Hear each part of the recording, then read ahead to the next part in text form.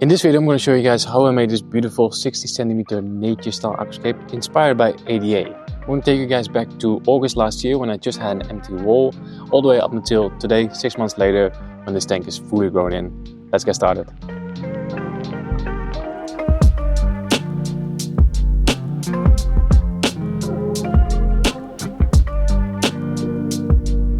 When I first moved into my new studio, I placed my saltwater aquarium against this wall, which looked quite good, but there was enough room for something bigger.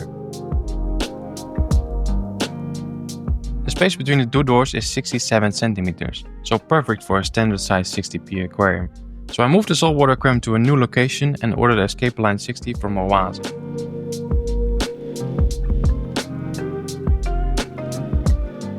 I already have the escape line 90 downstairs in the living room, and I thought the 60 would fit here really well.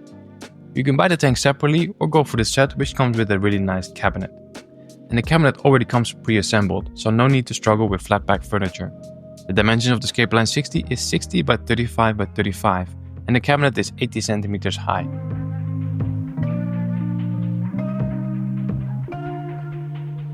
For the light, I'm using the Twinstar E-Series 4. This is a really good light, but to be honest with you guys, the main reason I got it is because of the aesthetics with the acrylic legs. I think it looks really clean. This one has red, green, blue and orange LEDs, which should make the colors of the fish and the plants pop nicely.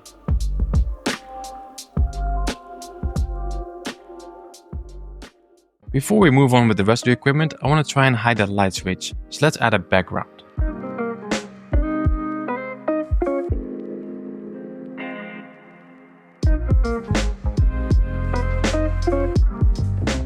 As always, I'm using the window film from my local hardware store. Super cheap and relatively easy to apply. First, just make sure the glass is really clean. Then cut the window film to the correct size, and I like to cut it a little bit bigger and just trim off the excess when I'm done. Then spray the glass with water so the window film doesn't immediately stick, you can still move it around if necessary. After removing the protective layer from the film, you can apply it to the glass. Then with a credit card or something similar, just squeeze out the excess water.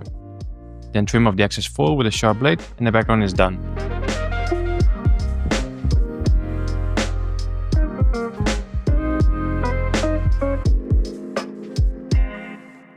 It didn't completely hide the light switch, but it's good enough.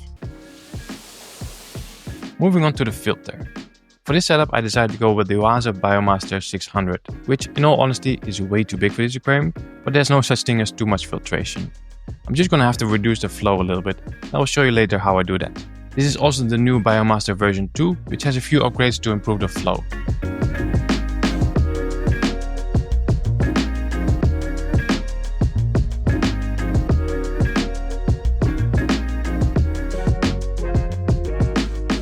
I did replace the standard biomedia with some Seachem Matrix to improve the biological filtration.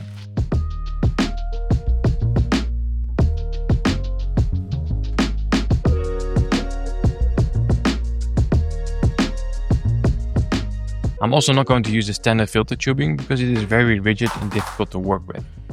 Instead I'm using this tubing from Chihiro's, which is very flexible, almost a bit too flexible, so you have to be careful with corners and make sure it doesn't kink and restrict the flow.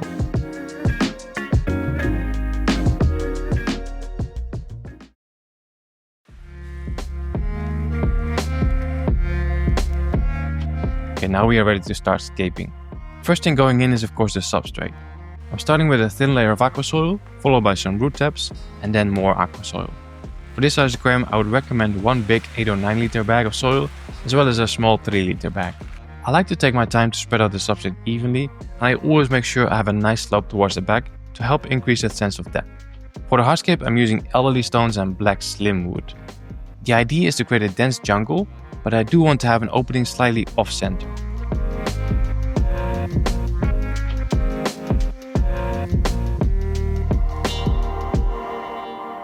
I'm happy with the positioning of the wood, so let's add in some rocks.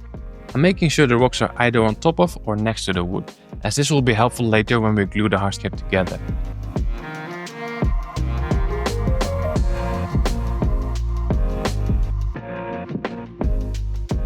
Here's the final hardscape. 5 pieces of wood and 7 rocks. Pretty simple, but I think it looks great. I'm now going to take the wood out again because I want to wrap it with moss. I've taken a bunch of moss from a UNS 45T and I'm using ADA moss cotton to tie it to the branches. This moss cotton will slowly dissolve after about a month, when hopefully all the moss has attached itself onto the wood.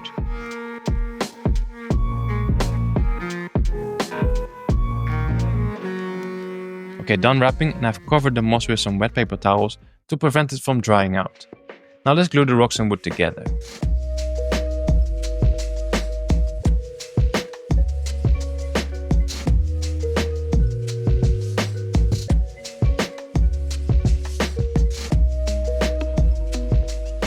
Alright, all done gluing and the plants just arrived as well.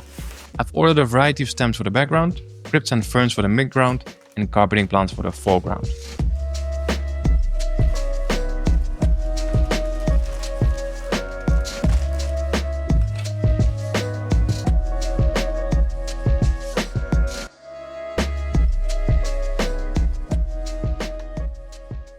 First plant going in is Glossostigma. This is not the easiest carpeting plant, but it is one of my favorites.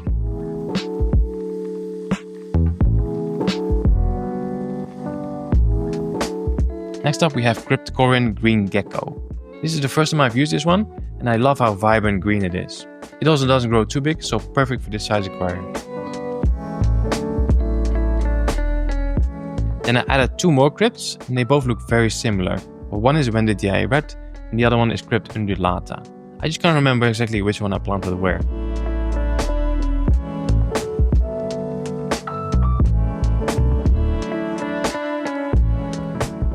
Of course, the nature style aquarium is not complete without some Java ferns and anubias.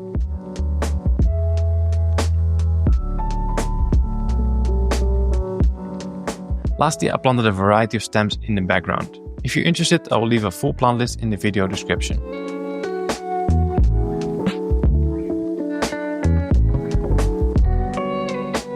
That's the planting done, so we can now fill the tank up with water. I always like to lay down some paper towels so the water flow doesn't disturb the substrate. In the meantime, we can also set up the CO2 system.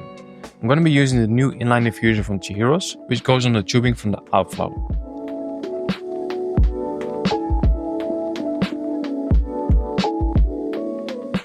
For the CO2 system itself, I have a 2 kg cylinder with a CO2 regulator. This is actually the first ever high-end CO2 regulator I got almost 6 years ago now, and this thing has never failed me. If you're interested, I'll leave a link and a discount code in the video description.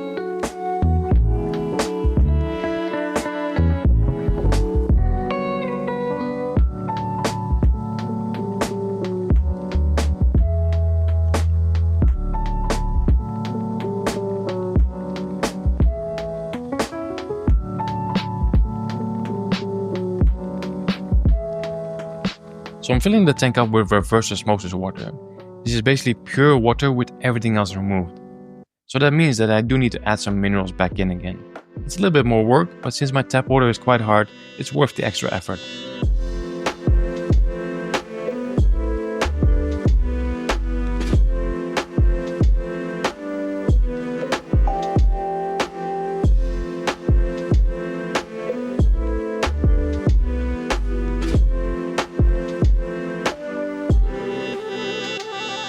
Here's how the tank was looking 2 days after planting. I've added 1 pot of Limnophila sessiliflora as a helping plant. Adding some fast growing plants to a new setup can really help with stabilizing the ecosystem, because they soak up a lot of excess nutrients. A few weeks later I went to a fish shop where I saw these beautiful guys, black tiger darios. I knew these would be the perfect fit for this aquarium, so I got 4 of them and brought them home.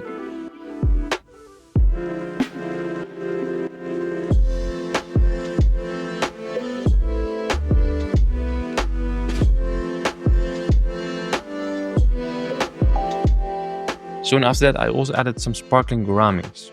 I really love these fish and they actually make sounds as well. Here's how the tank was looking 5 weeks after planting.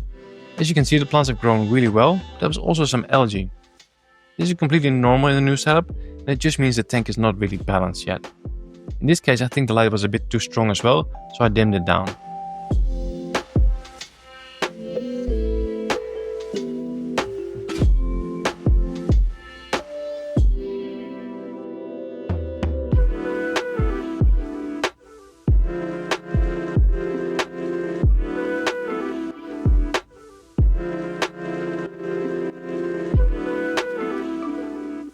A few weeks later, most of the hair algae was gone and things were looking a lot better already. I just wanted to wait a few more weeks before I would show you guys the end result. Well, those few weeks actually turned into a couple months. The last clip that you guys saw was from, I think, end of October 2024, and it is now mid-January 2025, so a long time has passed. Basically, this tank really tested me, really tested my patience as well. You know, guys, I've been aquascaping for many years now. I'm not exactly sure how long, but it's been a long time. And I'm pretty good at keeping my tanks algae-free. And if I do have algae, then I know what caused it and I know how to fix it. And it's usually taken care of within a couple of weeks. But this one, however, I never really managed to get rid of that hair algae. Even now, if you look closely at the tank, there is still quite a lot of it. And honestly, I have tried so many different things to get rid of it, like less light, more CO2, less fertilizer, more fertilizer. But none of those things really seem to work. Actually, the only way I've managed to reduce it to this level is by using chemicals. So I've used this stuff, Easy Life Algexit, together with this stuff, APT Fix. So this is like glutaraldehyde, very similar to Seachem XL, for example. Now maybe, just maybe I could have gotten rid of it faster if I would have reduced the light even more. But in this tank, I really wanted to have a nice, clean carpet with the Glossostigma. And for Glossostigma, you need to have quite a lot of light. So it was either, you know, sacrificing plant health or having some algae. So it was just hard to find the right balance. But yeah, that's enough about the algae. Let's talk about the layout itself. So even though the tank is not 100% perfect, this is actually currently my favorite tank in my entire studio. I just really love this specific style of aquascaping. Now, if I have to give this style a name, I would call it Classic ADA style nature aquarium. Yeah, I think that sounds good. Actually, this entire layout is inspired by this nature aquarium guide from ADA, which is just kind of like a quick start guide to aquascaping with, of course, all the ADA products. I haven't used any ADA products in here, I think. No, nothing. But I've just used the kind of the layout as a guide for this one, just as inspiration, basically. Now, just because I'm calling this classic ADA style nature aquarium doesn't mean that I'm at some sort of the same level as the ADA creators. Actually, far from it. Most of you guys will know that I've been to Japan last year. I've been inside the ADA gallery, and the level of aquascaping there is out of this world. I'm not even close to that. So I'm just calling it classic ADA style because it just reminds me of their layouts. And I've just used ADA guide as inspiration. Yeah, I still have a long way to go if I want to reach their level. But I kind of just wanted to share that with you guys. Really enjoying this layout, even though it does have a little bit of algae. I hope you guys enjoyed it as well. For now, this is it. Thanks for watching. See you in the next one.